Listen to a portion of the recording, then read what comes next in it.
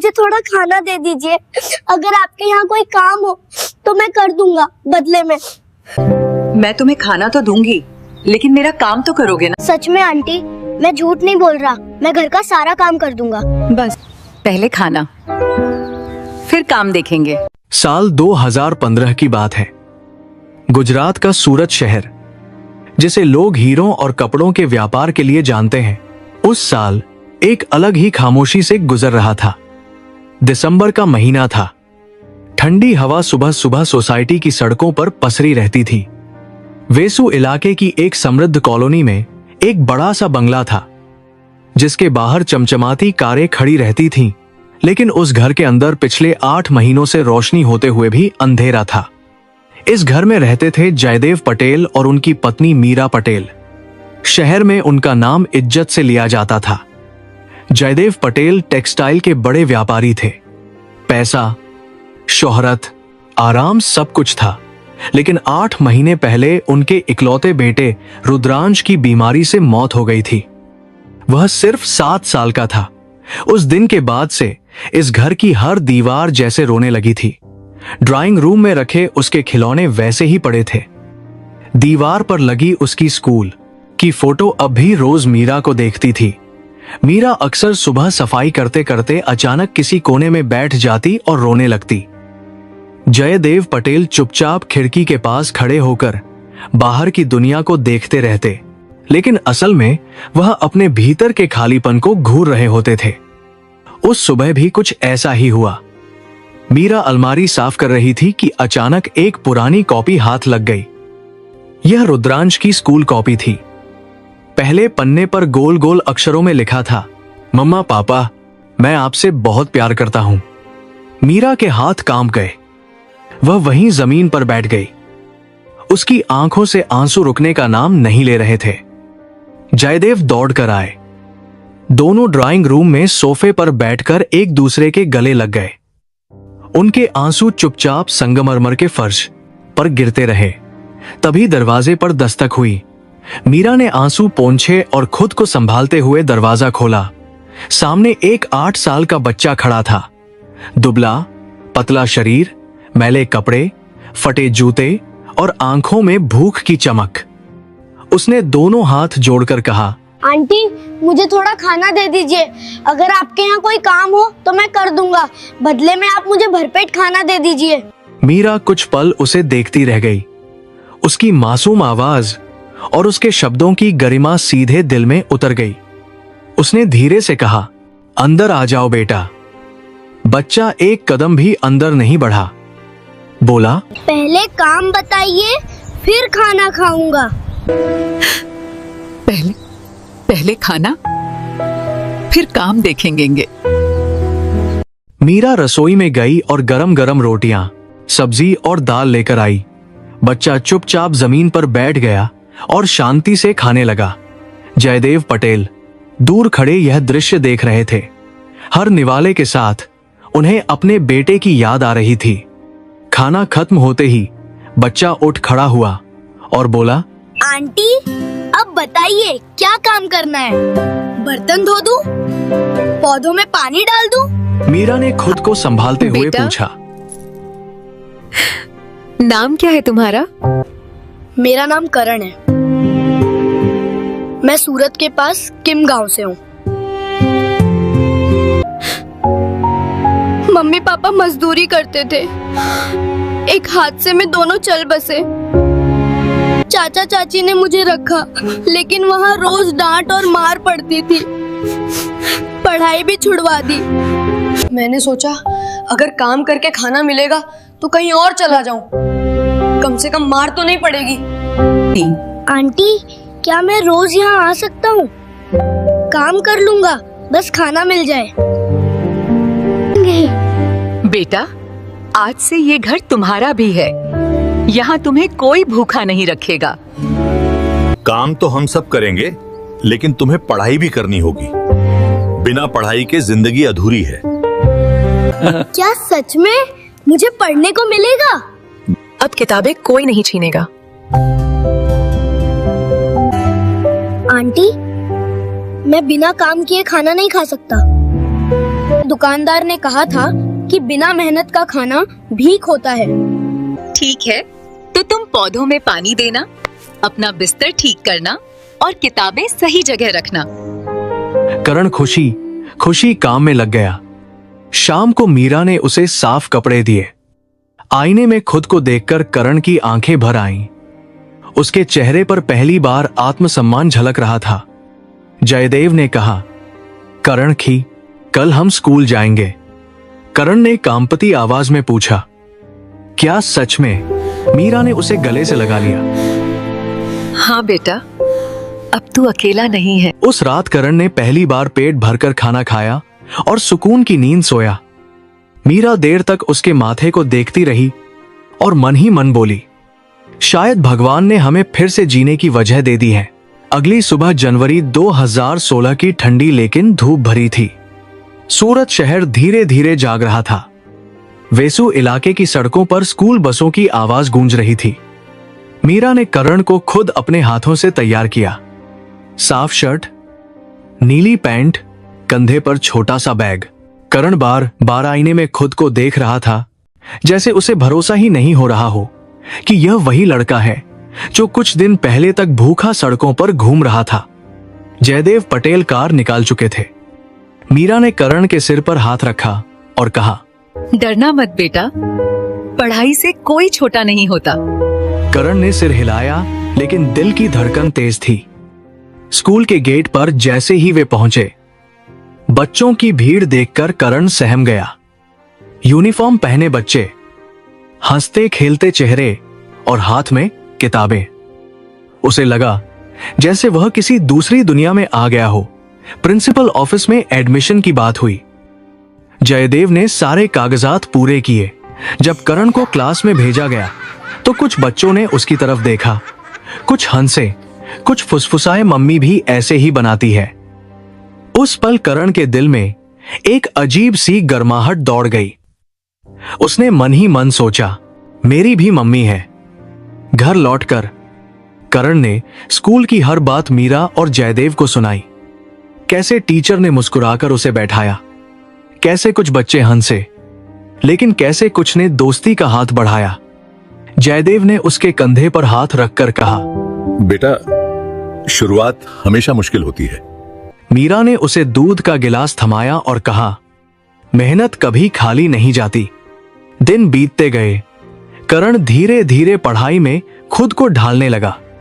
शुरुआत में गणित के सवाल उसे रुला देते, शब्द गलत लिखता, कॉपी गंदी हो जाती। कई बार वह चुपचाप रो लेता ताकि कोई देख न ले। मीरा रात में उसके पास बैठती, इतिहास की बातें कहानियों की तरह समझाती, गणित को खेल बनाकर पढ़ाती। जयदेव भी समय निकालकर उसे समझाने लगे। मोहल्ले में बातें शुरू हो गईं। कोई कहता, इतनी दौलत है फिर भी अनाथ को ले आए। कोई कहता, खून का रिश्ता अलग होता है। मीरा इन बातों को सुनकर भी अनसुना कर देती। वह कहती, बेटा दिल से बनता है। करण भी अब समझदार हो गया था। वह जानता था कि दुनिया क्या कहती है, परकुन्हा कराम है, लेकिन उसे फर्क नहीं पड़ता था। 3 महीने बाद स्कूल में निबंध प्रतियोगिता हुई। विषय था मेरे माता पिता। करण पूरी रात जागकर लिखता रहा। उसने लिखा कि भगवान ने उसे 2 बार माता पिता दिए, पहले जिन्होंने उसे जन्म दिया और दूसरे जिन्होंने उसे जीवन दिया, जिन्होंने भूखे पेट से बचाया, पढ़ाई दी और यह सिखाया कि मेहनत से जीना ही असली जीवन है। जब उसका निबंध चुना गया और उसे मंच पर बुलाया गया तो पूरे स्कूल ने तालियां बजाईं। मीरा और जयदेव की आंखों से खुशी के आंसू बह निकले। उस दिन करण ट्रॉफी लेकर घर लौटा और सीधे मीरा, जयदेव के पैरों में रख दी।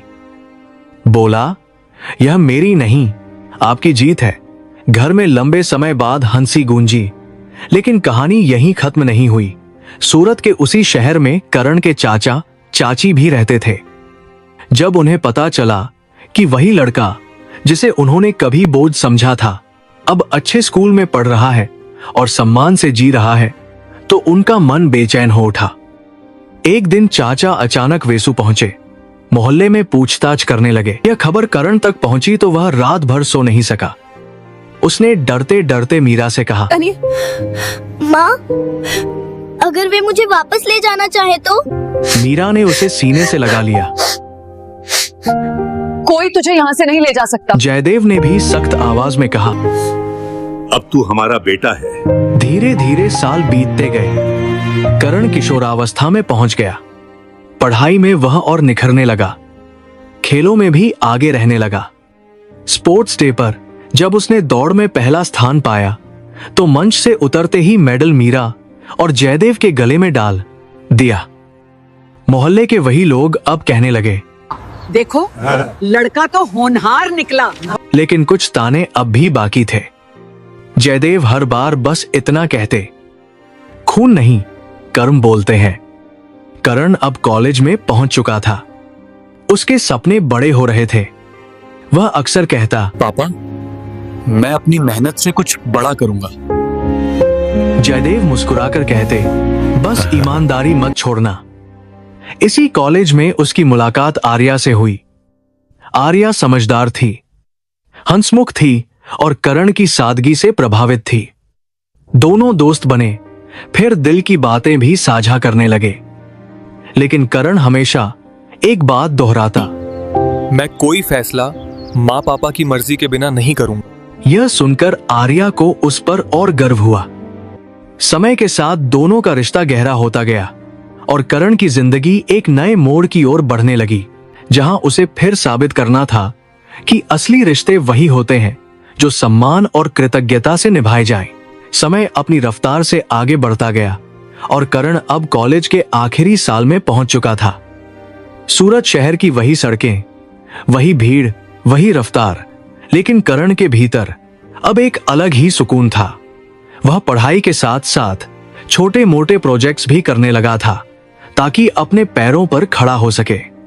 जयदेव पटेल उसे कभी रोकते नहीं थे, बस इतना कहते, मेहनत कर, लेकिन अपने उसूल मत छोड़ना। मीरा हर सुबह उसके लिए पूजा करती और मन ही मन दुआ मांगती कि जिस बेटे को भगवान ने उन्हें दोबारा दिया है उसकी जिंदगी में कभी अंधेरा ना आए। कॉलेज में करण का नाम मेहनती और ईमानदार छात्रों में लिया जाने लगा था। अध्यापक भी कहते थे कि इस लड़के में कुछ अलग बात है, एक ठहराव, एक कृतज्ञता। इन्हीं दिनों आर्या और करण की दोस्ती अब गहरे रिश्ते में बदल चुकी थी। आर्या सूरत के ही एक मध्यम वर्गीय परिवार से थी, समझदार, पढ़ाई में तेज और रिश्तों की कद्र करने वाली। करण ने एक दिन हिम्मत करके मीरा और जयदेव से आर्या के बारे में बात की। मीरा ने बिना देर किए कहा, अगर तेरी खुशी उसमें है तो वो हमारी बेटी हुई। जयदेव ने मुस्कुराकर सिर हिलाया। उन्हें बेटे की पसंद पर पूरा भरोसा था। कुछ महीनों बाद सादगी लेकिन पूरे सम्मान के साथ करण और आर्या की शादी हुई। वेसु की वही कॉलोनी उस दिन रोशनी से नहा उठी थी। शहनाइयों की आवाज, रिश्तेदारों की भीड़ और हर चेहरे पर खुशी। मीरा और जयदेव की आंखों में आंसू थे, लेकिन यह आंसू दुख के नहीं थे। यह उस संतोष के थे कि उनका बेटा अब अपने घर का संसार बसा रहा है। आर्या ने पहली बार मीरा के पैर छुए तो मीरा ने उसे उठाकर गले से लगा लिया और कहा, आज से तू मेरी बेटी है। आर्या सच में भावुक हो गई थी। शुरुआती कुछ महीने घर में सब कुछ ठीक रहा। आर्या सास ससुर की इज्जत करती, उनके साथ बैठती, मीरा से घर के काम सीखती। करण भी निश्चिंत था कि उसकी दुनिया अब पूरी हो गई है। लेकिन जैसे जैसे समय बीता, हालात बदलने लगे। करण ने अपना छोटा सा व्यवसाय शुरू कर दिया था और मेहनत रंग ला रही थी। घर की आर्थिक जिम्मेदारियां अब वह संभालने लगा था। इसी के साथ आर्या के व्यवहार में धीरे धीरे बदलाव आने लगा। उसे लगने लगा कि अब घर का खर्च करण उठा रहा है तो सास ससुर की बात मानने की कोई जरूरत नहीं। छोटी छोटी बातों पर तकरार शुरू हो गई। मीरा ज्यादातर चुप रहती। वह सोचती थी कि कहीं बेटा परेशान न हो जाए। जयदेव कई बार कहते, सच बता दो करण को, लेकिन मीरा हर बार रोक देती।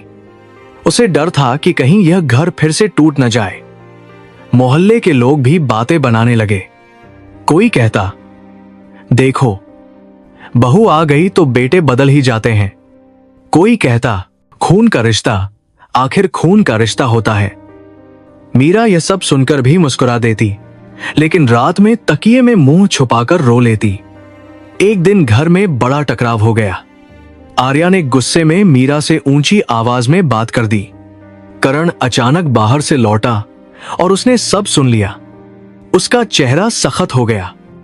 उसने शांत लेकिन दृढ़ आवाज में कहा, आर्या, मां के लिए एक शब्द भी ऊंचा हुआ तो मैं भूल जाऊंगा कि तुम मेरी पत्नी हो। आर्या सन्न रह गई। उसने करण को कभी इस रूप में नहीं देखा था। घर में सन्नाटा छा गया। कुछ दिन तक माहौल भारी रहा। आर्या को समझ नहीं आ रहा था कि करण उससे बात क्यों नहीं कर रहा। एक रात उसने खुद करण से पूछा, तुमने मुझे मनाने की कोशिश क्यों नहीं की? मैंने ऐसा क्या गलत किया? करण ने गहरी सांस ली और उसे अपने पास बैठा लिया। पहली बार उसने अपनी पूरी कहानी उसे सुनाई। कैसे वह 8 साल का था जब भूख ने उसे दरवाजों पर ला खड़ा किया था। कैसे मीरा और जयदेव ने उसे बिना सवाल किए अपनाया। कैसे उन्होंने उसे नाम, पहचान और भविष्य दिया। उसकी आंखों से आंसू बहने लगे। उसने कहा, अगर ये दोनों मुझे न मिलते तो शायद मैं आज जिंदा भी न होता। मेरे लिए इनसे बड़ा कोई नहीं। अगर तुम इनका सम्मान नहीं कर सकती तो मेरे साथ रहना मुश्किल होगा। आर्या का सिर झुक गया। उसके दिल पर जैसे किसी ने जोर से दस्तक दी हो। उसे अपनी गलती का एहसास हुआ। उसी पल वह उठी और सीधे मीरा के पास गई। उनके पैरों में गिरकर बोली, माँ, मुझसे बहुत बड़ी गलती हो गई। मुझे माफ कर दीजिए। बेटी, गलती वही होती है जो मानी न जाए। तूने मान ली, बस यही काफी है। आर्या अब पहले से भी ज्यादा मीरा और जयदेव का ख्याल रखने लगी। करण ने राहत की सांस ली। समय बीतता गया। कुछ सालों बाद करण और आर्या के घर 2 प्यारे बच्चे हुए। उनकी किलकारियों से वह घर गूंज उठा जो कभी सन्नाटे से भरा रहता था। मीरा और जयदेव अब दादा दादी बन चुके थे। वे बच्चों के साथ खेलते, कहानियां सुनाते और हर पल का आनंद लेते। करण का व्यवसाय भी खूब चला। वह सूरत के युवाओं के लिए मिसाल बन गया। वही मोहल्ला, वही लोग जो कभी ताने देते थे, अब कहते थे, देखो, असली बेटा वही होता है जो मां बाप की इज्जत करे। एक शाम मीरा छत पर खड़ी थी। नीचे आंगन में करण अपने बच्चों के साथ खेल रहा था। जयदेव पास आकर खड़े हो गए। मीरा ने धीमे से कहा, भगवान ने हमसे एक बेटा लिया था, लेकिन बदले में हमें उससे भी बड़ा बेटा दिया। जयदेव की आंखें भर आईं।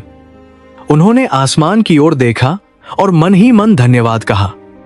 करण ने सच में साबित कर दिया था कि रिश्ता खून से नहीं, इंसानियत और कृतज्ञता से बनता है। आज भी अगर कोई उस कॉलोनी में पूछे कि असली बेटा कौन होता है, तो लोग यही कहते हैं, जो भूख से आए बच्चे को दिल से अपनाए और जीवन भर उस अपनाए हुए रिश्ते की लाज रखे, वही असली बेटा होता है। और सूरत शहर की उस गली में अब कोई भूखा बच्चा दरवाजे पर आए तो मीरा सबसे पहले दरवाजा खोलती है, क्योंकि उसने सीख लिया है कि इंसानियत का सबसे बड़ा धर्म किसी को भूखा न सोने देना है।